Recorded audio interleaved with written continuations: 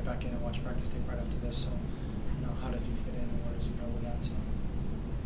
Just following up on Rob's question about the offensive line, you were a little banged up there going into the Arizona State game. Did lack of depth or unavailability of players come into play, and how the offensive line? No, I don't think so. I mean, I don't think the guys that played weren't executing fundamentally because there wasn't someone else in there. I just think it's little things, attention to detail. No, I don't think the weather had anything to do with it. I mean, I think everybody on our team was surprised when we heard how hot it was after the game. When someone asked me, they're like, wow, it was not 100 degrees or 95 degrees. It didn't feel like that. I guess it really is a dry heat. So it wasn't. I mean, Tennessee was a lot warmer game for us, and from everybody in what it felt like and how it affected us than that. So. In the back, get somebody the microphone to Steve.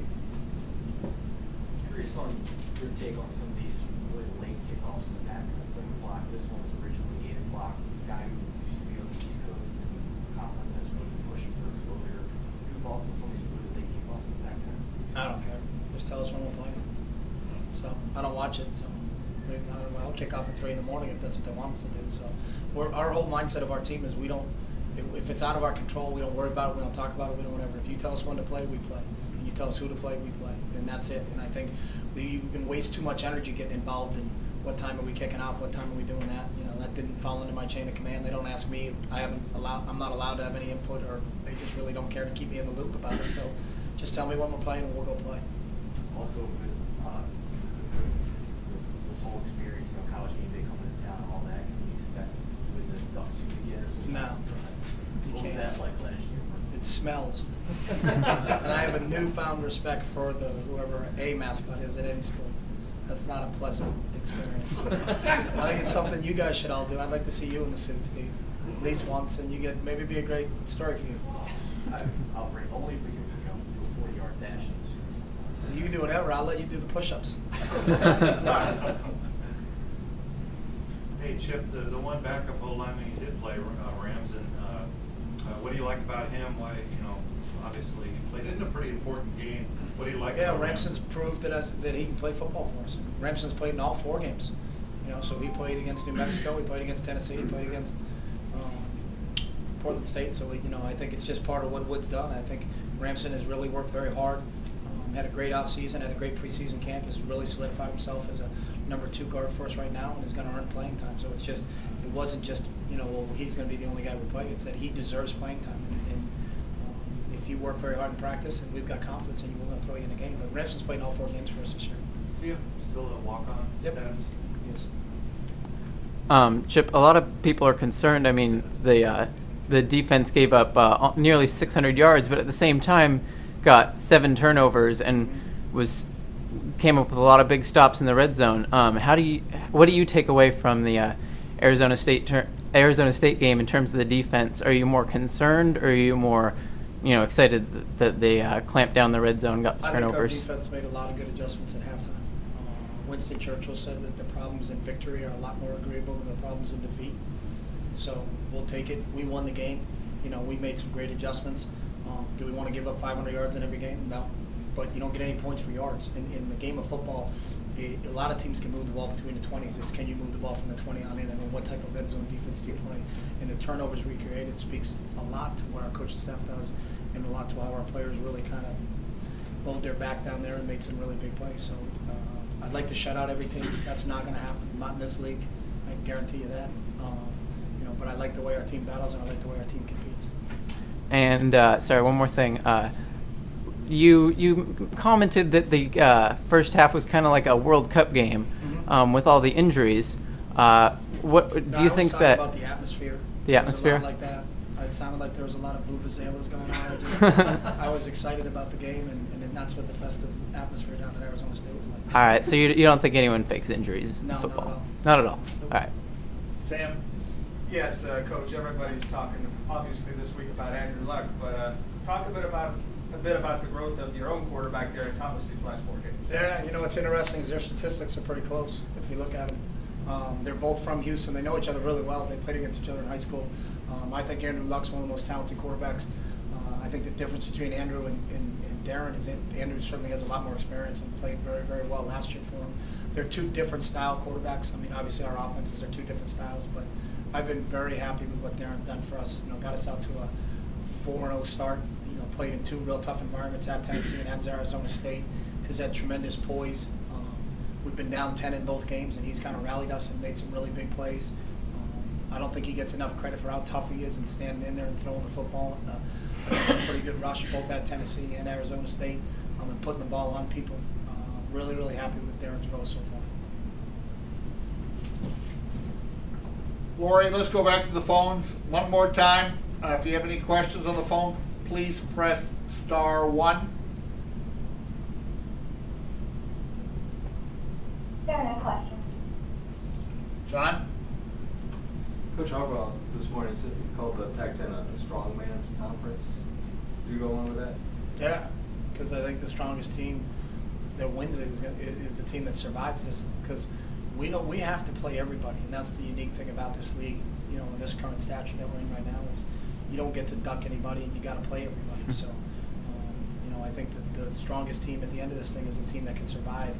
You know, who you play and where you play, and I think it's extremely well coached. You know, you look at every place you go and you're like, you know, Dennis Erickson's won 2 national championships. You know, you look what Mike's doing down at Arizona State. You know, and the success Rick's had at UCLA. You look at what Jimmy and Jeff Tedford are doing in the Bay Area. You look at the job Mike Riley's done since he's been there. I mean, it's all over the map, and that every week is going to be a challenge for you. There's not a down day where you're just like, all right, you know, we can get through this, and we got another big game this week. You can't be that way, and you got to play in some pretty tough environments. So I think he's right. It is a strongman's conference, and whoever wins this thing is going to be the strongest because they survived this whole battle. Steve? With how pleased you've been with Darren so far, first 4 starts obviously, one thing that we really haven't seen too much of is him keeping it on zone reads. How much more dynamic can he be if that is incorporated? I mean, he could be dynamic because he's running the football, but I think there's a huge misconception is that we don't run the zone read as much as people think we do. You know, and I think every run play we run is not a read play where he has to hand the ball off or make a decision on what he's going to do. If that was, I think defenses would kind of figure out exactly what we were doing. I think we're pretty multiple in our attack and how we run different plays, and that's not the only play we run. So I think that's a huge misconception that's out there. And if it is, then so be it. I hope the coaches think that are playing against us that, but I know the coaches in this league are too smart. They know that's not the case. So.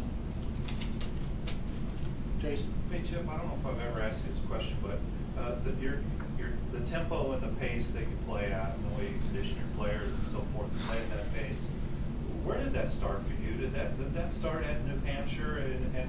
And I guess I don't know the background story there about, obviously it's a difference maker for you guys. And at what point did you want to institute that?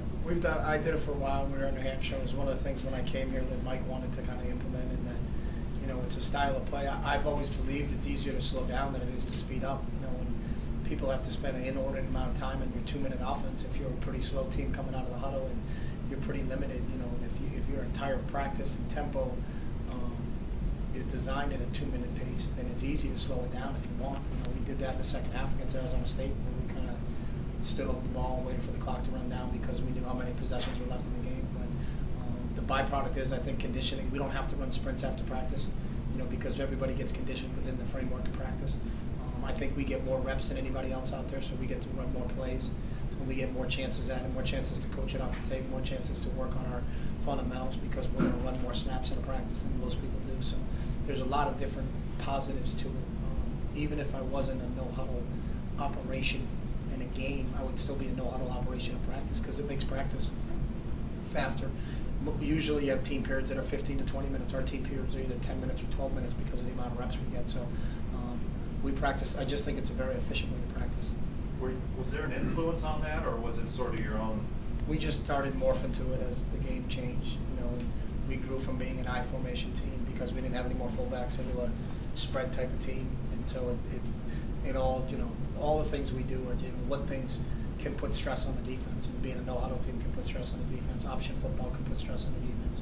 Unbalanced looks can put a stress on the defense. So how do you incorporate, you know, and which ones do you choose? Because there's different things you can do. You know, if you're going to be a multiple formation, shift, motion, jump around, do all those other things, you're not going to play fast. And not that one's better than the other, but you have to pick and choose. You can't say, I want to play fast, but I want to shift in motion and jump around all the time. Well, then you're not playing fast. It's just what do you pick to do? You can't do it all, but you know what fits your personnel, and what do you feel comfortable doing, and then what can your players handle? So. Dirk? Stanford's rushing attack is used a lot of linemen, tight ends. How do you try and simulate that in practice with your team? Yeah, we do the same thing with our scout players, you know, and they've done it for a couple of years. He's used 6 linemen and 7 linemen, you know, for a couple of years here, so we're prepared for it. It's not something that catches you by surprise, but you still have to match up with them. And then the tough thing for any team is to simulate it. And, you know, obviously they've got some all Pac-10 performers, and we're using scout squad players to simulate it. But it's more about getting in line and running to the football and playing with great effort on the defensive side of the ball. It's no different than the challenges I'm sure that they face trying to simulate our offense with their scout squad players. No one has that depth at any program anywhere in the country where you can really give them a true, accurate look of what the other team's offense is going to be like, just because if you did, those players probably should be starting for you on the other side of the ball. So. The effects of your basic player going out, stats, I mean, you're outscoring people 86-7 in the second half. Are you guys able to play at this point with a certain level of confidence in the second half because of the work that they put in that regard? Yeah, I mean, I think our players are very confident in their conditioning when we get into any game, and I think, you know, it was evident in the Arizona game. You know, we went into double overtime a year ago. You know, it was evident in the Civil War. You know, I don't think there's a panic amongst our guys, and we've been down before. And we know that there's good teams in this league, and that people are going to score points against us, and we're going to make mistakes. But, you know, I think it's not from a sense of fatigue where they're all worn out and tired. You know, I've seen teams go in the locker room at halftime, and you're like, wow. You know, and you're thinking to yourself, are we going to be able to go out of the locker room and play this whole second half? But that's, you know, that's not what it's been like with this team. We go in the locker room at halftime, and there's a bounce in their step, and they're excited, and they're ready to go, and they can't wait to get back out on the field. You know, I think we were out on the field with 7 minutes left in the half against Arizona State. Our guys, we made our adjustments and, you know, kind of looked around. Everybody was on their feet, ready to go, and let's get back out in the field and let's play. And I think that's really is a tribute to the conditioning that these guys are in, and because of how we practice. Can that affect the way you prepare for or execute the first half of the game? No, I mean, that's not. No. Might have an edge? Trust me, it's not by design to be down 10 or to be in a hole to begin with and then try to come back out of it. So, you know, we would love to be in a situation where it's you know, we've got a great lead and we're coming in at halftime. But, you know, it's something that I think our players do feel confident when they go in at halftime. You know, you can tell they've got some confidence in them because they know they got a lot more left in the tank. Any more questions? Okay, thank you.